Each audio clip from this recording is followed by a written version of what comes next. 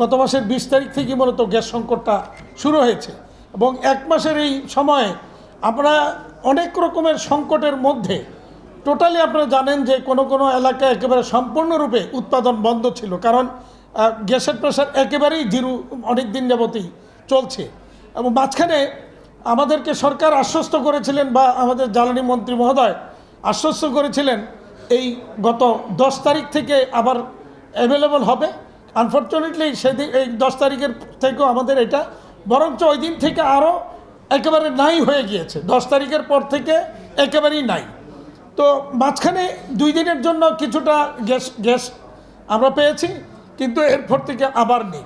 তো এরকম একটা পরিস্থিতিতে যখন আমরা আছি যে আমাদের উৎপাদন নেই, আমাদের এক্সিস্টিং যে রপ্তানি আদেশগুলি আমরা শিপমেন্ট করতে পারছি না, বায়ারদের চাপ, এয়ার শিপমেন্টের চাপ, এবং আমাদের আলটিমেটলি সবচেয়ে যেটা ক্ষতি হচ্ছে, এবং গতকালকে আমি আমার একটা বড় ব্র্যান্ডের কান্ট্রি বাংলাদেশের কান্ট্রি অফিসের সাথে বসছিলাম, সেখানে সুস্পষ্টভাবে তার যে ইউরোপ থেকে যে সোর্সিংয়ের যে মূল দায়িত্বে তিনি তার একটা মেসেজ আমি কালকে দেখেছি, আমি নাম বলবো না, সেই মানে বাংলাদেশের একটা বড় প্রতিষ্ঠানের একটা বড় অর্ডার একেবারে স্ট্রেট বলেছে যে এই অর্ডারটা তারা এই মুহূর্তে আমাদের পার্শ্ববর্তী কোনো দেশে স্থানান্তর করতে চায়, সে বাংলাদেশে এটা রাখতে চায় না এই মুহূর্তে।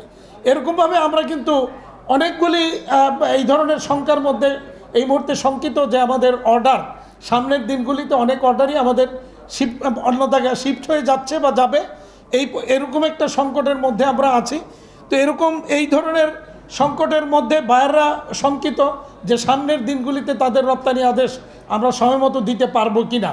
এই কারণে তারা ইতিমধ্যেই আমাদেরকে যে রপ্তানি আদেশ আগামী সিজনের এর মধ্যে প্লেস হয়েছে বা করছে বা করবে, সেখানে একদম সুস্পষ্টভাবে তারা বেশ কিছু রপ্তানি আদেশ অন্যত্র কাটল করে অন্যত্র সরিয়ে নিতে যাচ্ছে। এরকম পরিস্থিতি আজকে আমাদের এখানে যারা আসছেন সবারই কথা একটাই, আমরা কি করব, আমাদের সবার দেওয়ালে পিঠ থেকে গিয়েছে, কোনো কিছু মানে কি করব তারা কেউ কোনো কিছু ভেবে পাচ্ছেন না। তো এইখান থেকে যে প্রস্তাবনাগুলি আসছে আমি আপনাদের সামনে তুলে ধরছি। সরকারকে আমরা বিনীত অনুরোধ করব যে এই বিষয়গুলি ভেবে দেখার জন্য এবং প্রয়োজনীয় পদক্ষেপ নেওয়ার জন্য। ঠিক। তো এই পরিস্থিতিতে প্রথম দাবি হচ্ছে জুন জুলাই মাসের ইতিমধ্যে জুন জুলাই মাসের যে গ্যাস বিল, আমাদের গ্যাস বিদ্যুৎ বিল এসেছে, সেই বিলগুলি আগামী 12 মাসের কিস্তিতে পরিশোধ করার একটা ব্যবস্থা যেন করে দেওয়া হয়, এটা একটা প্রথম অনুরোধ করেছেন আমাদের সকলেই। দ্বিতীয়ত বলেছেন এই সময়ে গ্যাস বিল পরিশোধ করতে বা বিদ্যুৎ বিল পরিশোধ করতে যদি ব্যর্থ হয়, তাহলে কোনো অবস্থাতেই যেন লাইন কাটার জন্য এই তিতাস কর্তৃপক্ষ বা বিদ্যুৎ কর্তৃপক্ষ আমাদের প্রতিষ্ঠানে না যায়। এই অনুরোধটা সই করেছেন এবং সরকারকে এই ব্যাপারে বিনীত অনুরোধ করা হয়েছে।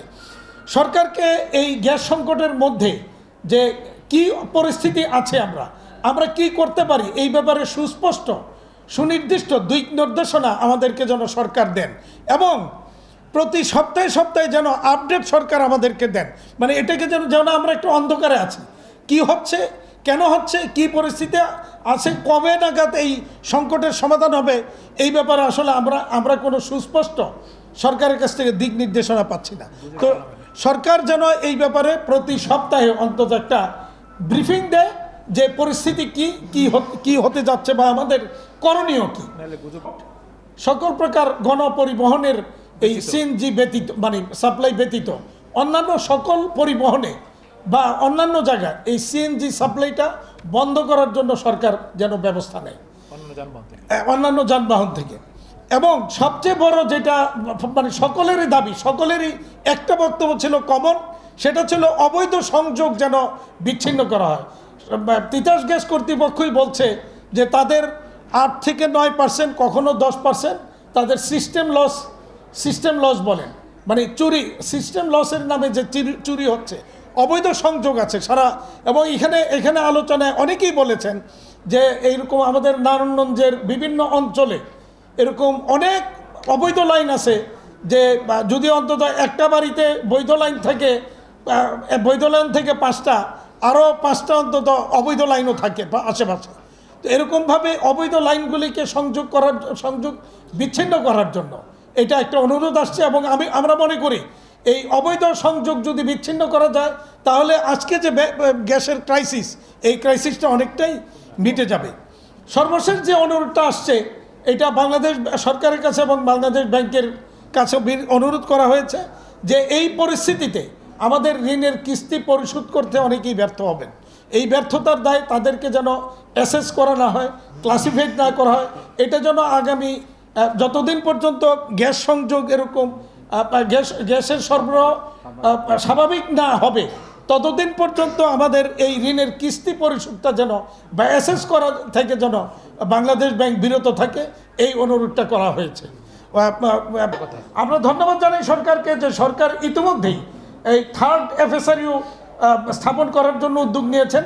তবে এখানে একটা বিশেষভাবে অনুরোধ করবো, এটা আপনার যে এইটা আগামী এই সেপ্টেম্বরের মধ্যে যদি এটাকে ওয়ার্ক অর্ডার বা চুক্তি ফাইনাল না হয় তাহলে এই বছরও কাজ ধরাটা কঠিন হয়ে যাবে, কারণ এটা শীত মৌসুমের আগেই এই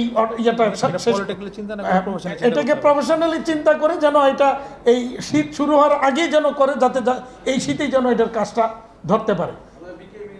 এখানে আরেকটা প্রস্তাব আমরা দিয়েছি যে বর্তমানে যেভাবে প্রতি বছর আমাদের দেশীয় উৎস থেকে গ্যাস আহরণটা কমে যাচ্ছে, প্রতি বছর কমছে, এটা একটা সময় গিয়ে যদি সরকার নতুন গ্যাস না পায় তাহলে এক সময় শেষ হয়ে যেতে পারে। তাহলে সেই ক্ষেত্রে আমাদেরকে পুরোপুরি আমদানি নির্ভর গ্যাসের দিকে যদি যেতে হয় বা থাকতে হয় তাহলে অবশ্যই এফএসআরইও আরও 2টা স্থাপন করা এবং স্থলভাগে অন্তত এই এলএনজি টার্মিনাল স্থলভাগে স্থাপন করা অত্যন্ত জরুরি, যেটা সরকার এখনই আমরা মনে করি একটা উদ্যোগ নেওয়া দরকার।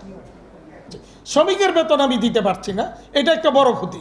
দ্বিতীয় ক্ষতি হচ্ছে যে আমি যে মাসে যদি আমি $3.5 বিলিয়ন রপ্তানি ধরি তাহলে অন্তত এক মাসের এই কারণে অন্তত 40 থেকে 50% আমরা ক্ষতিগ্রস্ত হয়েছে। অর্থাৎ যদি আমরা 3.5 বিলিয়ন ধরি তাহলে অন্তত 1.5 বিলিয়ন থেকে প্রায় 2 বিলিয়নের কাছাকাছি আমরা রপ্তানি ক্ষতিগ্রস্ত হয়েছে, যেটা আমাদের ডাইরেক্ট ক্ষতি হয়েছে।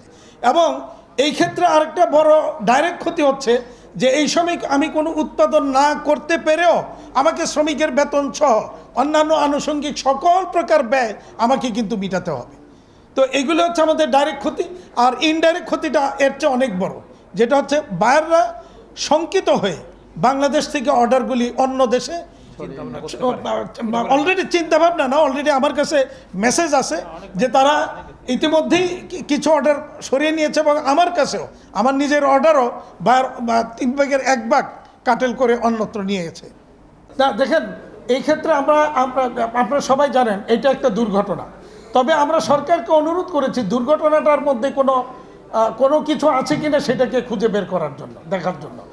আর এই দুর্ঘটনার কারণেই মূলত এই সংকটটা তৈরি হয়েছে, যে সংকটটা আমরা বিগত দিনের সংকট, গ্যাস নিয়ে সংকটে আমরা সবসময়ই ছিলাম, মানে আমরা কখনই সংকট ছাড়া ছিলাম না। বাট এই সংকটটা একটু মানে এমন সংকট হয়েছে যেটা অতীতে কখনো এত বড় সংকটে আমাদের পড়তে হয়। আমি ইম্পোর্টেড ফেব্রিক্স দিয়ে গার্মেন্টস বানানোর কাজটা আমি করছি, কিন্তু গিয়ে ফিনিশিং আমি করতে পারছি না, কারণ আমার ফিনিশিং সেকশন আবার আয়রন চালাইতে হয় গ্যাস দিয়ে। ফলে এতে গিয়ে কিন্তু আমি আলটিমেটলি আমি কিন্তু রপ্তানিটা সম্পন্ন করতে পারছি না। এইভাবে কেউ আংশিক কেউ সম্পূর্ণভাবে বন্ধ আছে অন্তত। তবে এই ক্ষেত্রে বলা যায় বন্ধ অন্তত এই সংকটকালে মিনিমাম 300 শতাধিক ফ্যাক্টরি পুরোপুরি বন্ধ ছিল।